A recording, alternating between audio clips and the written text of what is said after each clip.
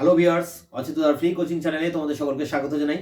আজকের এই ভিডিও ক্লাসে তোমরা যারা রবীন্দ্র ভারতী বিশ্ববিদ্যালয় থেকে ডিস্টেন্স এডুকেশনের মাধ্যমে হিস্ট্রিতে এমএ পড়ছো ফার্স্ট সেমিস্টারে বা ফার্স্ট ইয়ারে, তোমাদের যে সিসি 1.1 পেপারটি আছে আধুনিক বাংলাদেশের ইতিহাস, এই পেপারটির যে সাজেশন, সেই সাজেশন নিয়ে বিস্তারিত আলোচনা করব আজকের এই ভিডিও ক্লাসে। তা তোমরা ইতিমধ্যে জানো তোমাদের এই পেপারটি প্রতিটি পেপারেই তোমাদের 50 নম্বরের করে পরীক্ষা হবে, তার মধ্যে 10 নম্বর অ্যাসাইনমেন্ট, বাকি থাকে আর 40 নম্বরের লিখিত পরীক্ষা হবে, যেখানে 10 নম্বরের প্রশ্ন 4টি লিখতে হবে, 4×10 = 40 নম্বর। যেখানে 8টি প্রশ্ন দেওয়া থাকবে, তোমাদের 4টি অ্যান্সার করতে হবে, 4×10 = 40। এই হচ্ছে তোমাদের নাম্বার প্যাটার্ন। 40 নম্বরের 10 নম্বরের প্রশ্ন অল ওভার লিখতে হবে। এর জন্য তোমাদের যেসব প্রশ্নগুলো এবার করতে হবে পরীক্ষার জন্য ইম্পর্টেন্ট, সেই প্রশ্নগুলো আমি শর্ট আকারে একটু আলোচনা করছি, একবার দেখে নাও। দেখো, এখানে বলা হয়েছে যে Rabindra Bharati University distance education MA history first sem CC 1.1 suggestion 2024 full marks 40 10×4 40। Question দেখো, যেসব ইম্পর্টেন্ট প্রশ্ন। প্রথম আছে বিদ্যাসাগর। বিদ্যাসাগরকে ঐতিহ্যবাহী আধুনিক মানুষ বলা হয়, অমলেশ ত্রিপাঠী বলেছিলেন। কেন বলেছিলেন, কোন পরিপ্রেক্ষিতে বলেছিলেন, সেটা নিয়েই কিন্তু প্রশ্ন বিদ্যাসাগর। 2 নম্বরে আছে দেখো রাজা রামমোহন রায়। রাজা রামমোহন রায়ের যে সমাজ সংস্কার, ধর্ম সংস্কার, এইগুলো নিয়েই কিন্তু মেন প্রশ্ন। এবং রাজা রামমোহন রায়কে কেন আধুনিক মানুষ বলা হয় ভারতবর্ষে প্রথম, সেটা নিয়ে প্রশ্ন।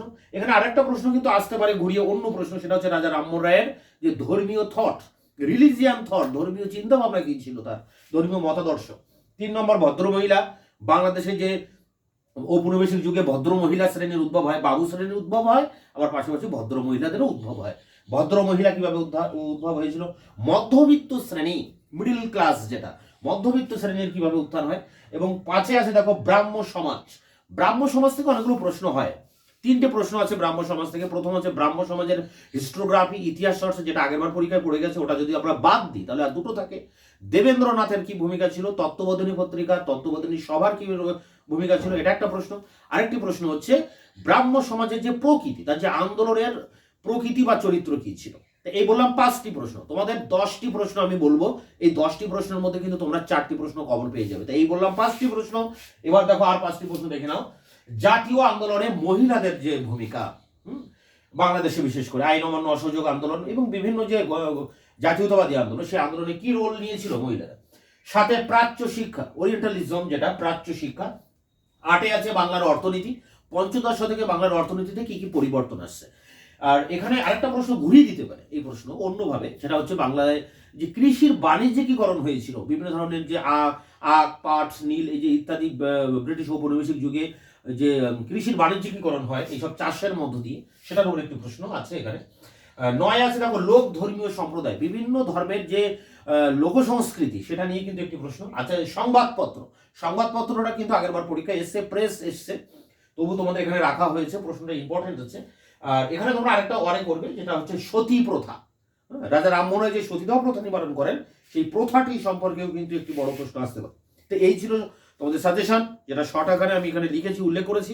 এবার আমরা অন স্ক্রিনে এই প্রশ্নগুলো কিভাবে কোন ফরম্যাটে পরীক্ষায় প্রশ্নটা আসতে পারে, সেই ফুল ফর্মের যে প্রশ্ন, তার বাংলা এবং ইংরেজি, সেটা আমি অন স্ক্রিনে এবার আলোচনা করব। তাহলে আমরা দেখে নিই আমাদের সেই সাজেশনে কি রয়েছে।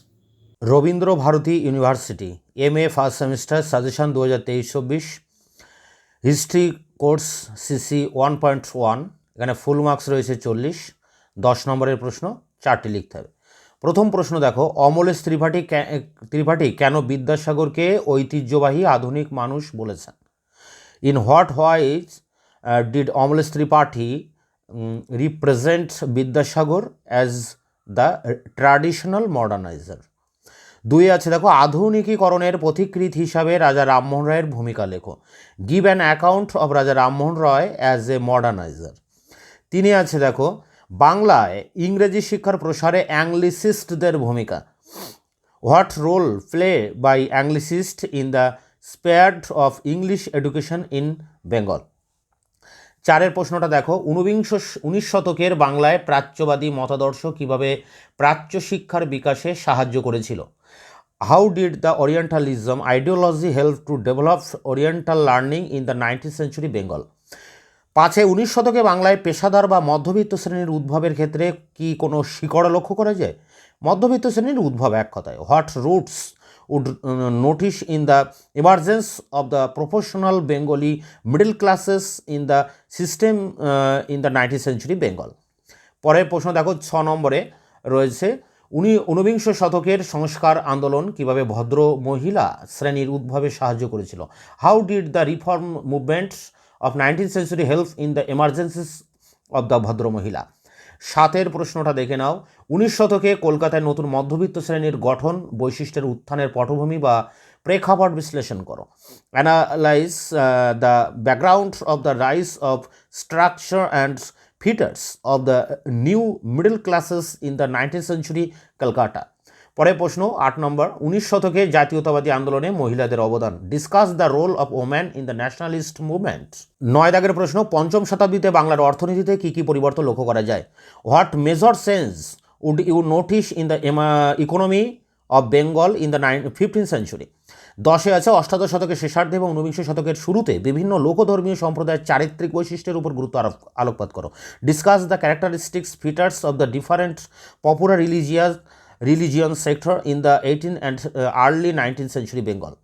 সতী প্রথা অবলুপ্তি নিয়ে একটি প্রবন্ধ লেখো। Write a note on of and the act of abolition of Sati. 12তে দেখো ব্রাহ্ম সমাজের পূর্ণ অভ্যুত্থানে দেবেন্দ্রনাথের ভূমিকা আলোচনা করো। Review Debendranath Tagore role in the Brahmo Samaj. 13তে আছে তুমি কি মনে করো ব্রাহ্ম আন্দোলন শহুরে এবং অভিজাত প্রকৃতির ছিল। তোমার উত্তরের সপক্ষে ব্যাখ্যা করো। এখানে বলা হচ্ছে do you think that's the Brahmo movement was urban and elitist in nature. Give reasons for answer.